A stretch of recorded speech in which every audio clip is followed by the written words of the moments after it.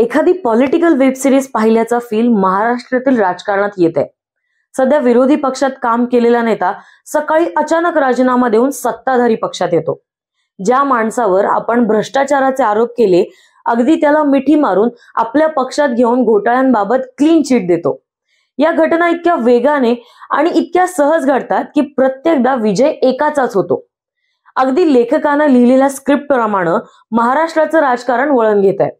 आता तर आगे आगे देखो होता है क्या या वाक्यानं सगळेच बुचकळ्यात पडलेत, कारण काँग्रेसच्या जहाजाला छिद्र पडलंय आणि या संकटातून या जहाजाला वाचवण्यासाठी एखाद्या हिरोची गरज आहे। असा हिरो जो काँग्रेसला केवळ वाचवणारच नाही तर काँग्रेसला महाराष्ट्रातील हिरो बनवेल। कोण वाचवू शकेल बरं या जहाजाला? डॅमेज कंट्रोल नेमका कसा होऊ शकेल आणि काँग्रेस टू भाजप जाणाऱ्या अपकमिंग चेहऱ्यांना नेमकं कोण थांबवेल? जाणून घेऊयात या व्हिडिओद्वारे। नमस्कार, मी सलोनी आणि तुम्ही पाहताय वाय मराठी। महाविकास आघाडीची गळती काय थांबायची चिन्ह दिसत नाही। भाजपच्या गळाला महाराष्ट्रातील शिवसेना आणि राष्ट्रवादी हे दोन पक्ष लागल्यानंतर फडणवीस कंपनी आता काँग्रेसकडे वळली आहे। सध्या स्थितीत काँग्रेस हे विरोधी पक्षातील सर्वात मोठा पक्ष आहे, पण या पक्षालाही फुटीचं ग्रहण लागलंय। बाबा सिद्दीकी, मिलिंद देवरा, अशोक चव्हाण सारखे अनेक मातब्बर नेते सेफ लँडिंगची जागा आणि भविष्य पाहून महायुती जॉईन करतायत। अगदी काल रात्रीपर्यंत भाजप आणि महायुतीच्या विरोधात प्लॅनिंग करणारे अशोक चव्हाण आणि त्यांच्यासारखी अनेक मंडळी दुपारी 12 वाजल्यापासून पक्ष सोडल्याचं पत्र पाठवून रिकामे होत आहेत। 2024च्या लोकसभेचं वारं जोरदार वाहू लागलंय। अब की बार 400 पार असं म्हणत भाजपनं पूर्ण तयारी सुरू केली आहे। महाराष्ट्रात शिवसेना आणि राष्ट्रवादी पक्ष फोडून लोकसभेसाठी मिशन 45 साठी भाजपनं साम दाम दंडभेद अशी नीती अवलंबण्यास सुरू केली आहे। काँग्रेस पक्षातूनही आता गळती सुरू झाली आहे। बाबा सिद्दीकी, मिलिंद देवरा, अशोक चव्हाण यांच्यासारखे अनेक मातब्बर नेते महायुतीत सामील झालेत। शिंदे गट आणि अजित पवार गट फोडूनही भाजपला अजूनही महाराष्ट्राच्या लोकसभेत अपेक्षित असं यश मिळत नाहीये। हे फेब्रुवारीत जाहीर झालेल्या सी वोटर सर्व्हेवरून स्पष्ट झालंय। मोदींना तिसऱ्या टर्म मध्ये पंतप्रधान करायचंय या हेतूनं संपूर्ण देशात भाजपकडून अर्थमॅटिक सुरू आहे। अर्थमॅटिक अर्थात अंकगणित। केंद्रात भक्कम सरकार हवं असेल तर महाराष्ट्रातून 48 पैकी जास्तीत जास्त 40हून अधिक खासदार निवडून आणणं गरजेचं आहे। याचाच एक प्रयोग सध्या महाराष्ट्रात सुरू आहे।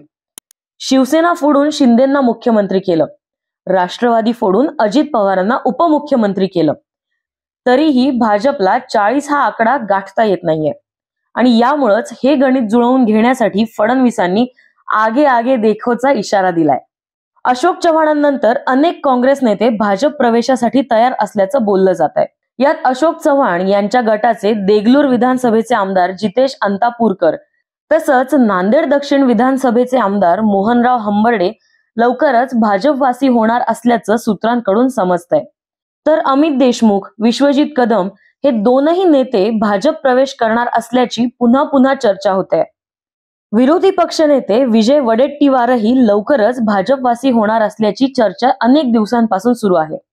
बहुतांश नेत्यांनी काँग्रेसचे प्रदेशाध्यक्ष नाना पटोले यांच्या कार्यपद्धतीवर नाराजी व्यक्त केली आहे, ज्याचा फटका काँग्रेसला बसतोय।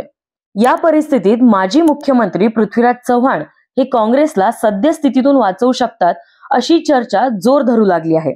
2010 आदर्श घोटाळा उघड झाल्यानंतर तत्कालीन मुख्यमंत्री श्री अशोक चव्हाण यांना राजीनामा द्यावा लागला आणि पृथ्वीराज चव्हाण हे मुख्यमंत्री झाले।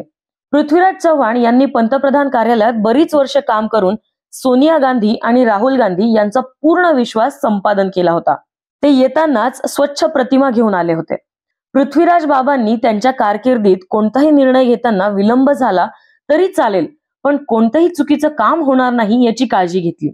मुख्यमंत्री पृथ्वीराज चव्हाण सह्या करण्यात आळशी आहेत। फायलींवर सह्या करण्याचा वेग अत्यंत कमी आहे, त्यावरून बरेच विनोदही झाले। पण पृथ्वीराज चव्हाणांनी अतिशय संयमानं परिस्थिती हाताळत राज्याचा कारभार चालवला। याशिवाय काँग्रेसमधील अस्थिरता हाताळली होती। पृथ्वीराज चव्हाणांकडे केंद्र तसंच राज्य पातळीचा मोठा अनुभव आहे। निष्कलंक असलेला राजकीय नेता म्हणून त्यांची ओळख आहे। राजकीय डाव ओळखण्यात ते पटाईत आहेत, पण आक्रमकता नसल्यानं पक्षानं त्यांना पुढच्या फळीत घेतलं नाही। पण तरीही पृथ्वीराज चव्हाण कोणतीही नाराजी व्यक्त न करता ते काँग्रेस वाढीसाठी विशेष काम करतात. मितभाषी, संयमी तसंच राजकारणाची जाण आणि सर्व पक्षात उत्तम जनसंपर्क असणारा नेता म्हणून त्यांची ओळख आहे.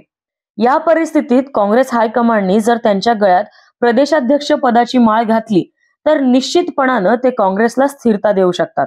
पृथ्वीराज चव्हाण यांनी 1991 मध्ये आपल्या पालकांनी जिंकलेली कराडची जागा जिंकून लोकसभेतून राजकीय कारकिर्दीची सुरुवात केली. 1991, 1996 आणि 1998 असे सलग 3दा ते विजयी झाले. पृथ्वीराज चव्हाण यांनी विज्ञान आणि तंत्रज्ञान मंत्रालय, पृथ्वी विज्ञान मंत्रालय, कार्मिक मंत्रालय, सार्वजनिक तक्रार व निवृत्ती वेतन मंत्रालय, संसदीय कार्य मंत्रालय आणि पंतप्रधान कार्यालयाचे प्रभारी मंत्री म्हणून काम केलंय. काँग्रेसमधील हा उच्च विभूषित नेता काँग्रेसला नवी दिशा देऊ शकेल असं नक्कीच म्हणता येईल. दुसरा नेता म्हणजे काँग्रेसचे विधान परिषदेचे आमदार आणि माजी मंत्री सतेज पाटील. सतेज पाटील यांनी कोल्हापूर सांगलीमध्ये काँग्रेसची चांगली मोठ बांधली आहे. काँग्रेसच्या आमदारांमध्ये त्यांचे मैत्रीपूर्ण संबंध आहेत. कोल्हापूर जिल्ह्यातील साखर कारखाने, जिल्हा बँक आणि दूध संघाच्या राजकारणात त्यांनी आपली छाप टाकली आहे. यावेळी कोल्हापूर जिल्ह्यातून काँग्रेसचा खासदार पाठवण्याचं संपूर्ण नियोजन त्यांनी स्वतः केलंय. काँग्रेसवर असणारी निष्ठा, कामातील सचोटी आणि जनता प्रश्नांसाठी पाठपुरावा यामुळे गटनेते पदाच्या शर्यतीत ते आघाडीवर आहेत. याशिवाय पृथ्वीराज चव्हाण यांच्याशी मैत्रीपूर्ण संबंध देखील त्यांचे आहेत. पृथ्वीराज चव्हाण हे अतिशय मुरब्बी राजकारणी आहेत. राजकारणातील अनेक बदल त्यांनी अनुभवलेले आहेत. निश्चितच या अनुभवाचा फायदा काँग्रेसला होईल. पण अत्यंत स्वच्छ असणारी त्यांची इमेज आणि मितभाषीपणामुळे त्यांना गेल्या दशकभरात काँग्रेसनं महत्वाच्या पदांपासून दूर ठेवलंय. काँग्रेस हायकमांड कोणता कमांड देतील हे येणाऱ्या काळात समजेलच. पण तुम्हाला काय वाटतं, काँग्रेसचं जहाज वाचवणारा कॅप्टन कोण असू शकेल हे आम्हाला कमेंट करून नक्की सांगा. आणि आपल्या वाई मराठी चॅनलला लाईक करायला आणि सबस्क्राईब करायला विसरू नका.